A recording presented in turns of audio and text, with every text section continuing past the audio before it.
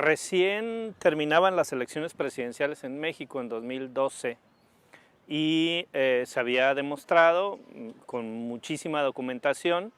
por primera vez con esta ebullición de las redes sociales a través de YouTube, del Twitter, de Facebook, de Instagram, se había demostrado que se había comprado la presidencia y que Televisa, junto con muchos otros medios de comunicación hegemónicos, habían desarrollado un plan que les había salido casi perfecto,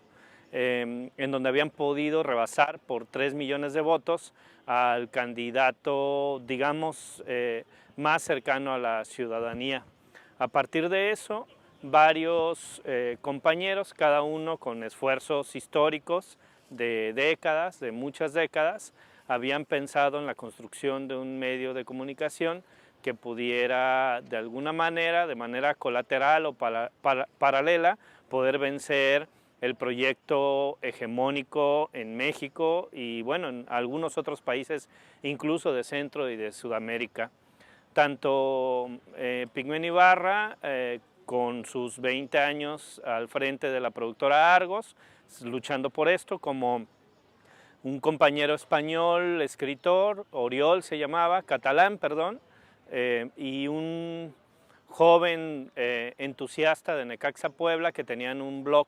de noticias que se llamaba Pulso Ciudadano, impulsado por el propio Pigmenio Ibarra, como Carlos Payán, fundador histórico de La Jornada,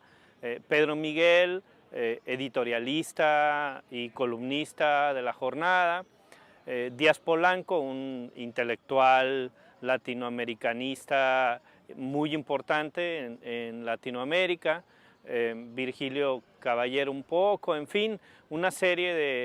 de John Ackerman, una serie de intelectuales mexicanos. En casa de Carlos Payán empezamos a tener reuniones convocadas por Pigmenio Ibarra y por el propio Carlos Payán, que ahora vive en Barcelona,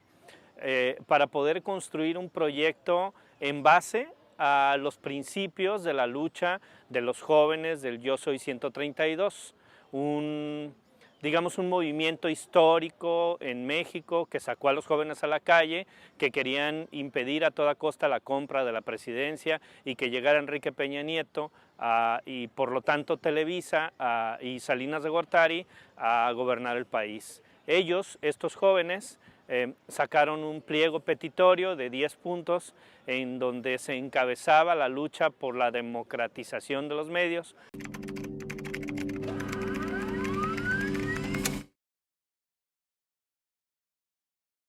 En aquellas épocas se llama a los jóvenes que de alguna manera teníamos contacto o identificación, que conocíamos, que habían sido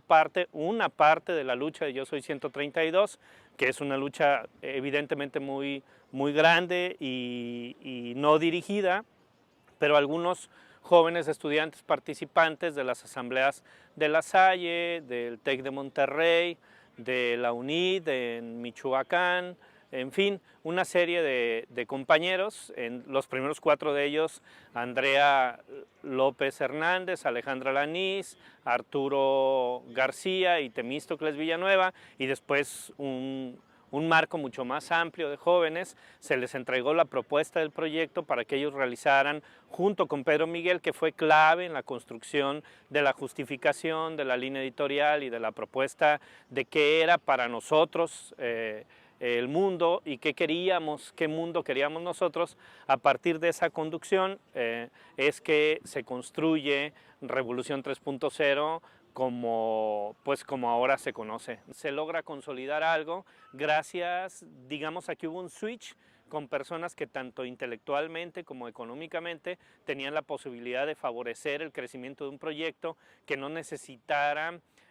inversión de los grandes intereses para después no tener que responder a ningún interés y poderse desarrollar en un ambiente de libertad editorial que permitiera que ahí se dijera lo que los medios hegemónicos pues no tienen la posibilidad ni la capacidad de elegir. Pues, Revolución 3.0 trató de manera frontal al principio el tema de la sexualidad, y a partir de ese eje o de esa línea estratégica de la sexualidad es que se empieza a trabajar para construir contenidos que otros medios, digamos que otros medios no quieren decir. Una serie de sectores de la sociedad que han sido históricamente marginados por los medios, y otros que han sido históricamente perseguidos por la autoridad o por los medios, tuvieron la posibilidad de expresarse a través de un medio digital que ahora se encuentra cada mes, en el ranking entre los 5 medios de comunicación más visitados en México, y que ha roto algunas fronteras, que se ha vuelto histórico ya en el estado de Michoacán y Zacatecas, y que tienen una lucha frontal contra las posiciones hegemónicas en Tabasco, en Campeche, en Oaxaca, en Tamaulipas, en Colima, en fin, un medio de comunicación que ha permitido que otros que no tenían espacio puedan construir su propio espacio para poder hablar de lo que les pasa y de lo que son.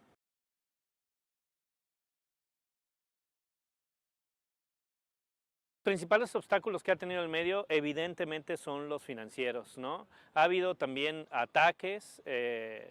un medio digital, digamos que tiene sus principales enemigos en los ataques para que te tumben el sitio o te troleen las redes sociales, pero digamos que son llevaderos y son parte de este proceso, ¿no? Es el tema financiero, como no se vende la línea editorial, como las restricciones que puso este consejo consultivo, construido por estos personajes que mencioné y otros paralelos como los compañeros Genaro Villamil, Anabel Hernández, Lorenzo Meyer. Todos ellos plantearon en las reuniones que se tuvo con ellos como invitados aliados y otros como miembros del Consejo Consultivo, todos ellos marcaron una línea o sugirieron, aconsejaron una línea en donde Revolución 3.0 no vendiera publicidad oficial. Esto, a lo largo de estos 3 años, que este 20 de noviembre se cumplen los 3 años, ha sido, digamos que el principal sacrificio de Revolución 3.0, que ha tenido que enfrentarlo con un grupo de jóvenes que han ayudado a construir esto, a partir de poder controlar algo que es tan complicado como el pago de la nómina para poder vivir, de hacer este tipo de periodismo que se necesita y que ha sido extremadamente complejo, pues, ¿no? Revolución 3.0 participa desde el principio en este mundo de los medios digitales y ha llevado la posibilidad de darle voz a algunos sectores de la sociedad que no habían tenido la posibilidad de ningún medio de tenerla, con un público masivo, que ahí está el secreto. Esta masa crítica que ahora se ha concentrado en poder saber o informarse de lo que está pasando, que otros medios de comunicación pues no comunicaban, y entonces no se sabía, ¿no? Hay un promedio de entre 5 y 6 millones de visitas únicas al mes en Revolución 3.0, y digamos que gran parte de las visitas, o un 40% de las visitas, vienen de público hispano que vive en los Estados Unidos y que ha logrado encontrar o hacer un switch con una línea de información que de otra manera no encontraban, pues, ¿no? Esa, digamos que ha sido la participación más importante, el poder llegar al público masivo, porque digamos que los medios de comunicación o las luchas sobre la información que buscan librar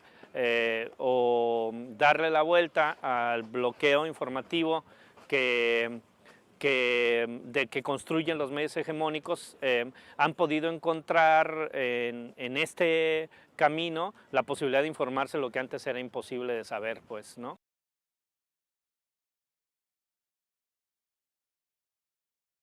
La aportación más importante del medio es la posibilidad de que la gente participe. Ha sido más difícil de lo que se cree. De hecho, seguimos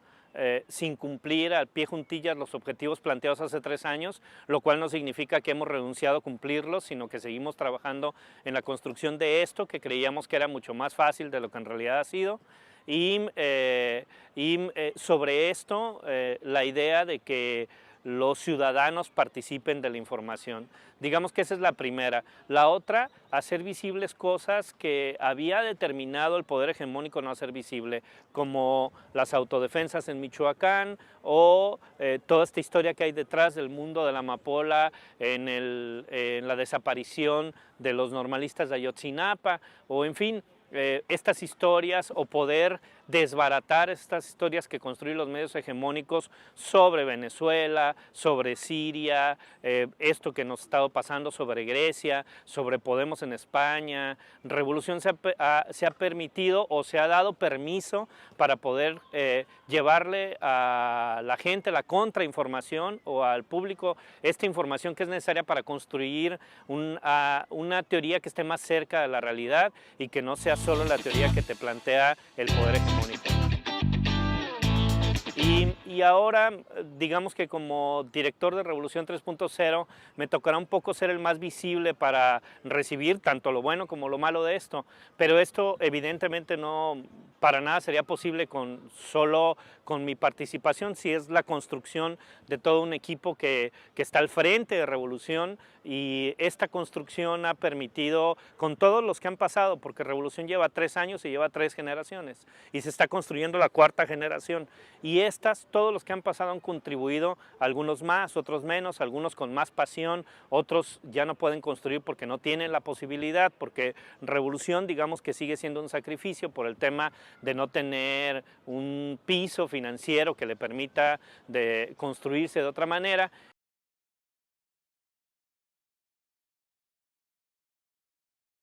Los medios digitales no se salvan, evidentemente, ni de la censura, ni del control de la información, no se salvan. Primero, porque lo que hay que vencer, como decía hace rato, pues es la autocensura. Uno mismo va determinando que eso no debería de decirse por miedos que uno tiene, ¿no? Después, la censura evidentemente es mucho más sencilla en los medios digitales, aunque pareciera que no. Las redes sociales efectivamente son de los ciudadanos, pero cada vez están más controladas y coordinadas. Acuérdate de la primavera en Egipto, de las primaveras en Túnez, de lo que acaba de pasar en Guatemala, y te darás cuenta que somos presa de la censura todo el tiempo, aunque aparentemente no. La libertad de expresión, digamos que es un principio que debería de defenderse o que se defiende en todos los países y en todas las sociedades, pero que es más complejo de lo que uno cree. Pues uno puede acostarse diciendo vencí nuevamente al sistema, y en realidad fuiste vencido por el sistema y ni cuenta te diste, ¿no? El reto principal es ser autosustentable, ¿no? Digamos que ya no podemos cumplir un 4.º año de esta forma, tenemos que ver la manera de ser autosustentables. Esa es la primera. La segunda, seguirse profesionalizando, parar este circuito de nuevas generaciones y empezar a construir profesionales que no se tengan que ir por falta de presupuesto, ¿no? Ese es el reto. Y el otro, volverse en 2016 el sitio de noticias más visitado en México. Estamos siempre entre los primeros 5, hay meses que terminamos como tercero, a veces como segundo, pero ahora la idea es despegar de tal forma que nos convirtamos a partir de 2016 en el sitio de noticias mexicano más visitado.